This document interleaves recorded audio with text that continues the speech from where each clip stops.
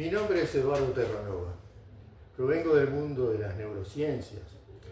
Soy de profesión originalmente veterinario, que ha incursionado por el mundo de la neurología, de la neuroquímica, y he tenido el privilegio de conocer el submundo de la neurona, el mundo subatómico, y posteriormente haber estado en primera fila en el teatro de desarrollo de la genómica, en la cual tuve oportunidad de ser parte del proyecto global de secuenciación del genoma humano. A partir de ahí todo un universo de posibilidades se me abrió y he incursionado por zonas del conocimiento científico que no todo el mundo puede acceder, y me ha generado una visión holística del conocimiento científico, donde la intuición, el comportamiento inductivo, proactivo, se complementó con el comportamiento positivista, deductivo y algorítmico que tiene las ciencias fácticas en forma clásica. Aquí que a lo largo de las décadas, que ya van a ser 4, nos hemos dedicado a incorporar una nueva parte del conocimiento humano que forma parte de las artes. El arte como forma de transmisión, de generación y expresión y generación de conocimiento. El arte como un instinto arcaico y arquetípico esencial en la evolución humana, que nos hace lo que somos y que forma parte de 2 o 3 mecanismos claves de la evolución darwiniana que nos hicieron ser lo que somos hoy. Entonces, transitando entre las intersecciones de distintos conjuntos de saberes, he desarrollado lo que es una observación, sabiendo que alteramos lo que observamos, siguiendo un viejo principio cuántico, y en el que nos miramos a nosotros mismos desde fuera de nuestra propia ubicación, como parte de un todo mucho más general y que nos engloba, nos contiene y nos modula. Eduardo, este libro tiene un título potente. ¿Cómo nació la idea de escribir la inteligencia y el orden oculto?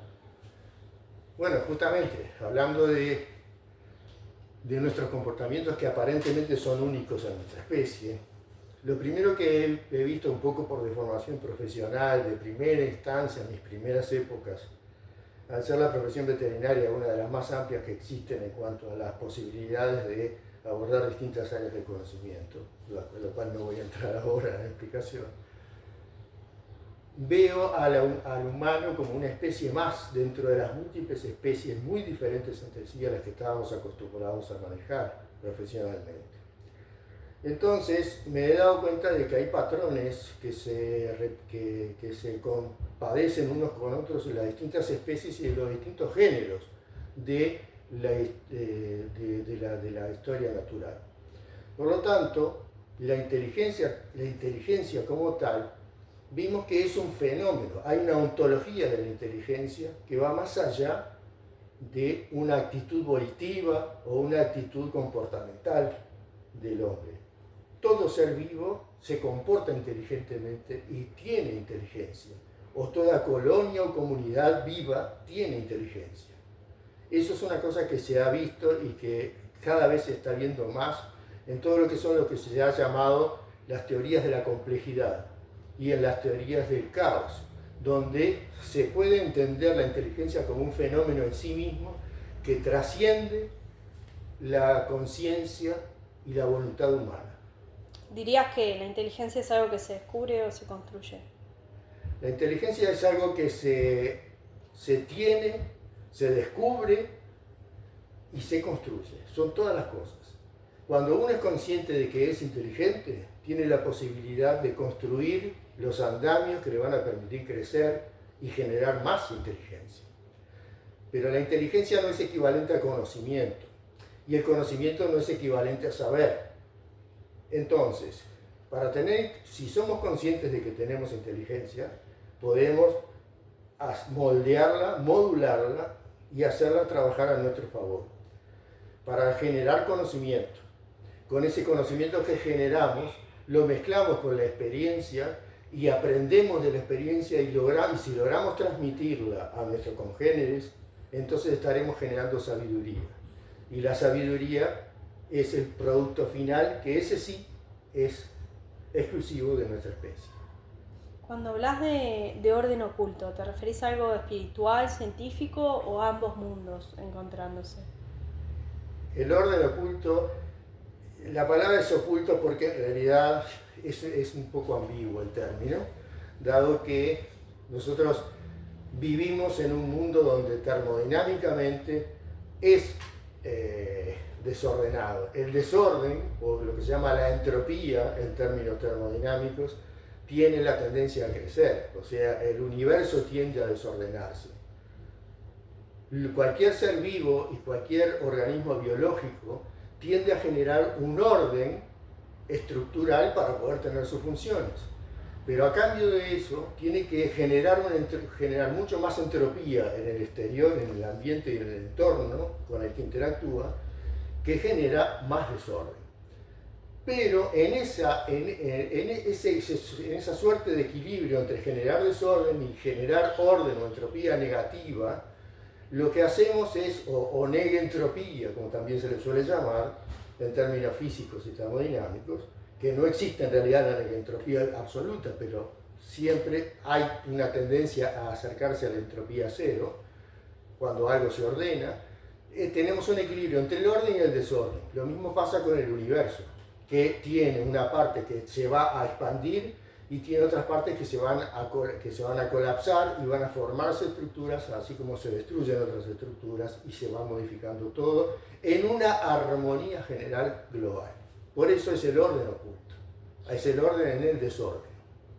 Y en esto del orden y los equilibrios, cuando transitas en el libro entre lo que es la neurociencia y la introspección, ¿cómo hiciste para mantener ese equilibrio entre lo técnico y lo humano?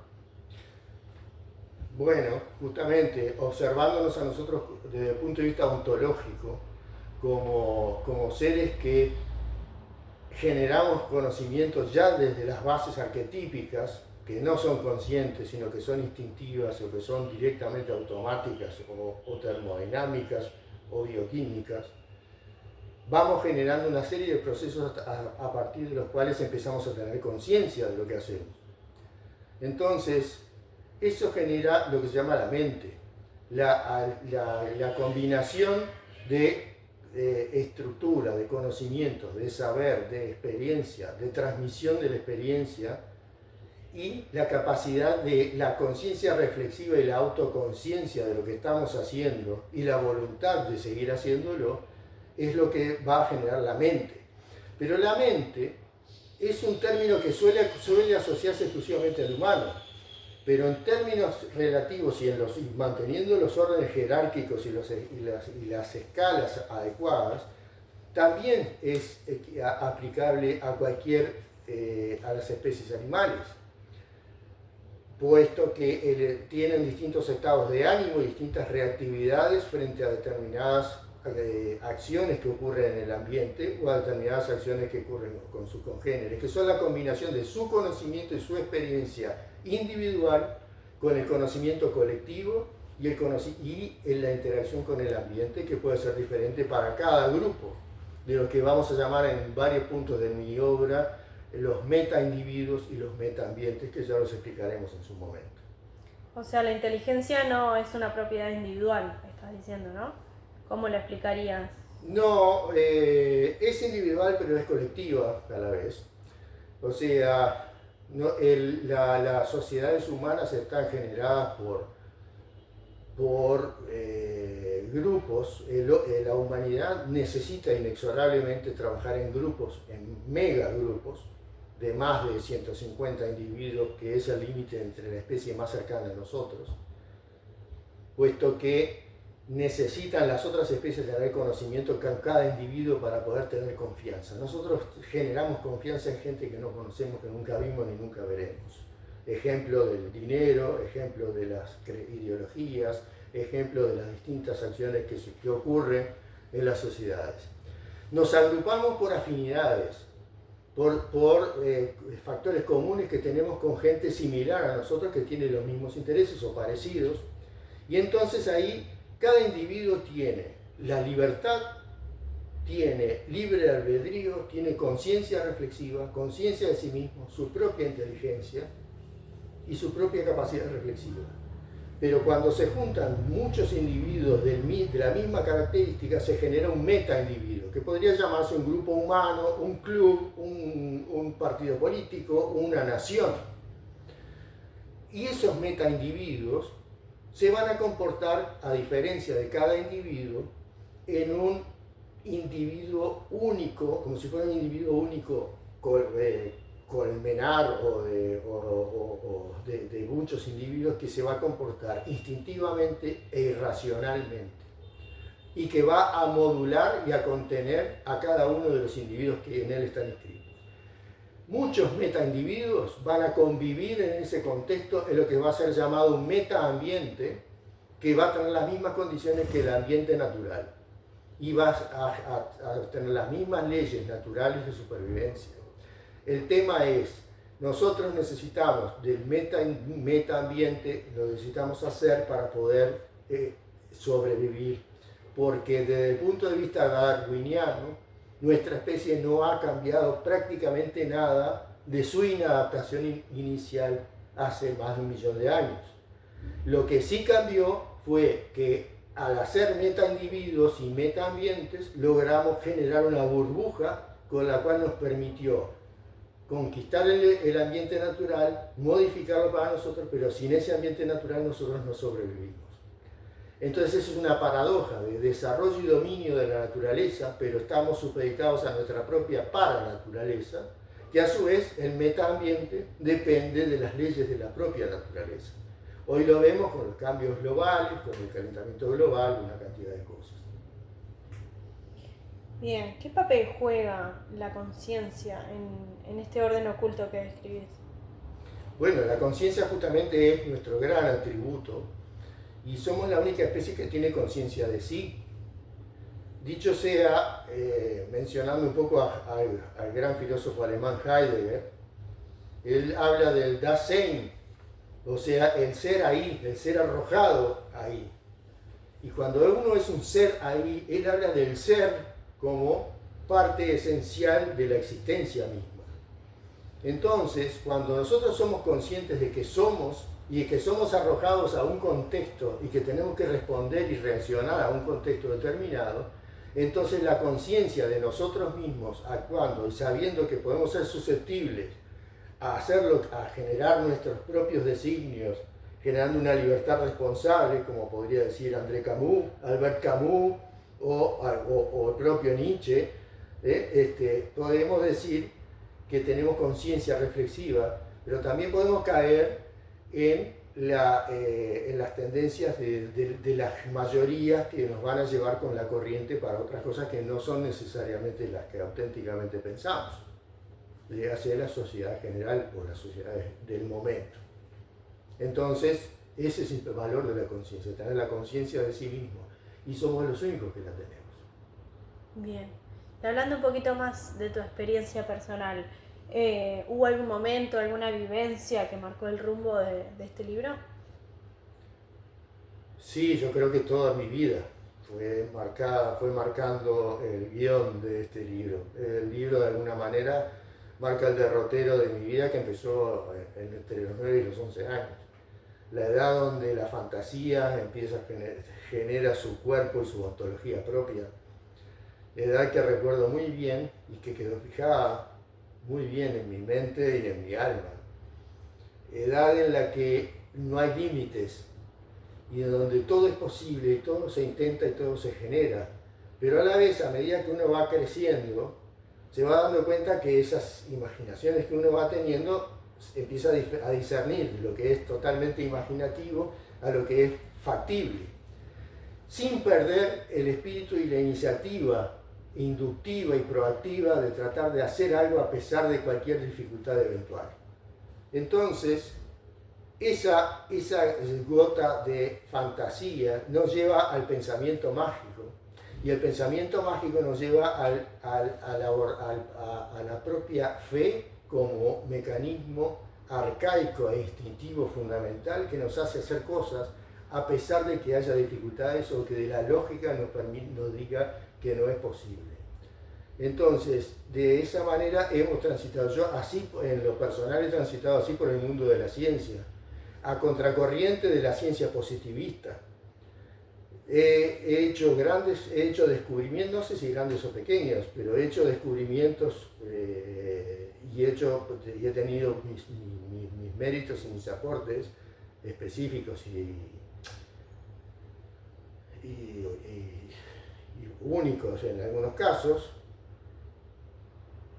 Y lo hice justamente no por seguir las premisas que las líneas científicas del momento me dictaban, sino porque encontraba que pensando inductivamente había encontrado otras preseas a la vera del camino que me permitían encontrar nuevos caminos donde no lo había. Eso sí, a medida que generaba un antecedente o que generaba un dato, tenía que volver sobre mi camino para poder validar y generar lo que yo llamo el triángulo del avance, que es la generación, el tomar en cuenta un referente, que son las cosas que después ya se sabe que sobre las que uno se basa para poder andar, un anclaje, que es lo que uno va generando y que permite dar, es como clavo de alpinista, que le permite subir al nivel superior, y un avance que le va a dar la orientación hacia dónde va. De ese triángulo va a haber una bisectriz que se va a desviar hacia un lado o hacia el otro, depende de la interacción entre el anclaje y el referente. Entonces esa bisectriz va a dar la línea de la dirección y de la trayectoria que voy a seguir. Eso es lo que básicamente marcó mi vida científica. De ahí he desarrollado la diplomacia científica y de ahí que conocí la música.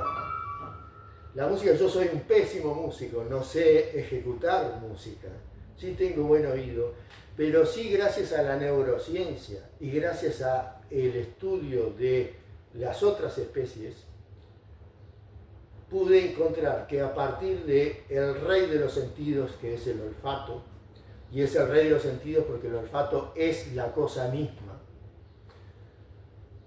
la música tiene una particularidad similar. La música tiene la posibilidad, la capacidad de transportarnos a un lugar, a un tiempo, o hacernos sentir, o hacernos conocer determinadas cosas en forma holística, en forma global y cerrada, de algo sin usar una palabra. Entonces, eso siempre lo intuí, y cuando empecé a conocer más profundamente los mecanismos neurocientíficos y los mecanismos, empecé a ver que la ciencia y la música tenían algo en común y que tenían que comunicarse muy bien entre sí. Y eso es lo que nos llevó a hacer la colección de libros que hemos iniciado, donde la música juega un papel fundamental como una herramienta teórica para hacer una cartografía del desarrollo neuroestructural y funcional del sistema nervioso cuando generamos un conocimiento.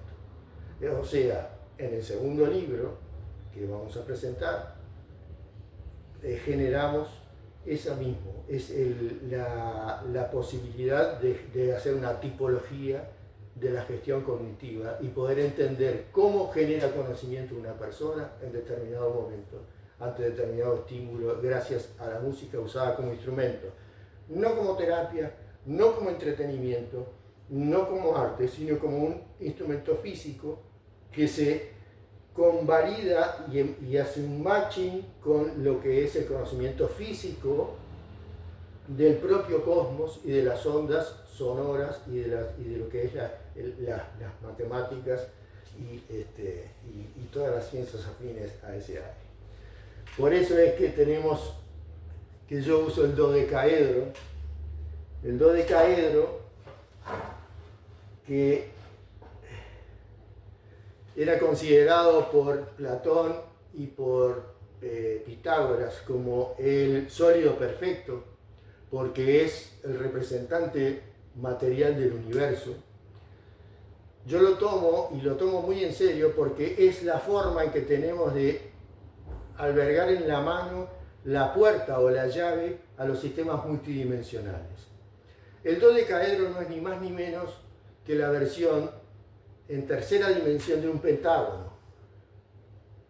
El pentágono, que si lo ponemos en 3 dimensiones, va a tener 12 posibles caras para que sea un poliedro regular perfecto.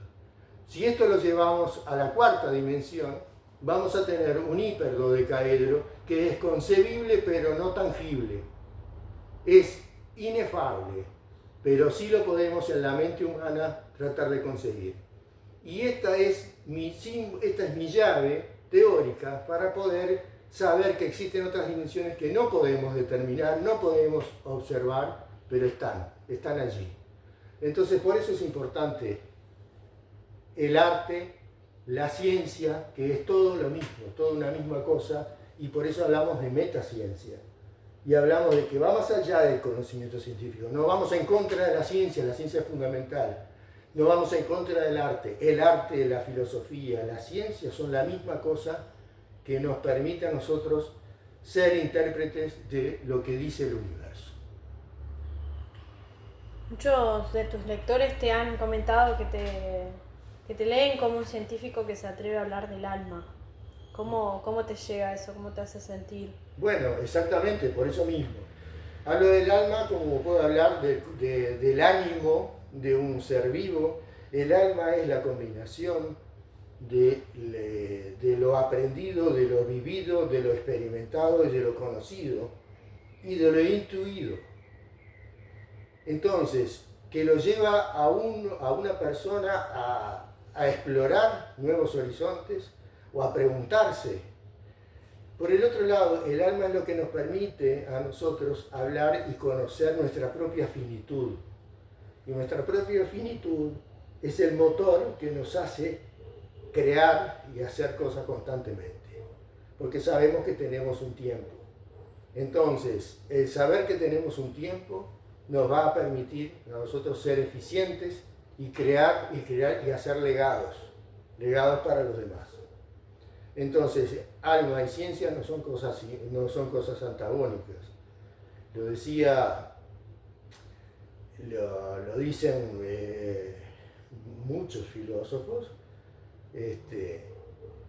pero ¿qué pasa? Cada uno lo dice dentro de su corriente, y si uno los lee a todos va a encontrar que hay una parte de lo que dice cada uno en donde se encuentra el todo, que es una complementación de cada una de las cosas.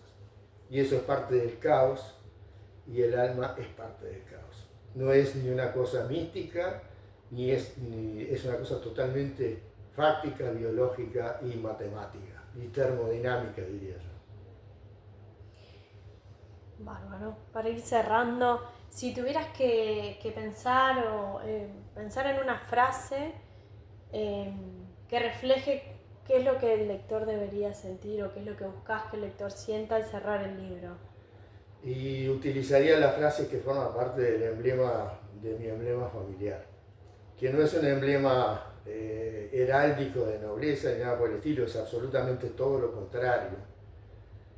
No somos una familia de origen noble, sino somos una familia de origen siciliano de los piccolo borghese, o sea, pequeños burgueses que salieron a construir su mundo y a transmitir generación tras generación un legado y una forma de hacer. Cada generación tiene una marca nueva para poder hacer lo propio, con su propia identidad. En la que me tocó a mí tenemos dos frases, pero una frase es la emblemática y que es para contestar tu pregunta.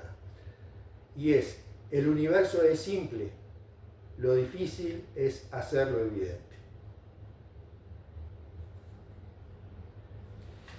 Muchas gracias.